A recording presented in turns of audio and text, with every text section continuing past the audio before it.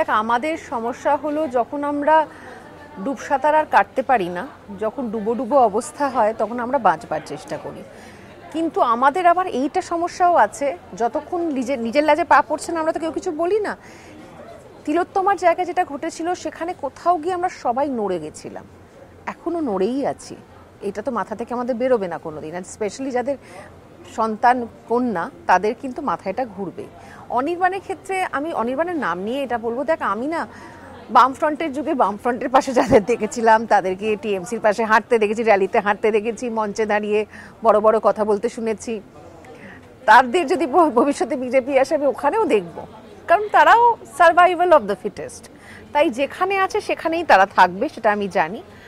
এবার যে যার মতো করে সার্ভাইভ করার চেষ্টা করছে, অনির্বাণের মতো করে সার্ভাইভ করার চেষ্টা করছে। দুদিন বাদে ওকেও যদি আমি কোথাও হাঁটতে দেখি আমি অবাক হব না, তার কারণ একটাই, আমরা সবাই বাঁচার চেষ্টা করছি।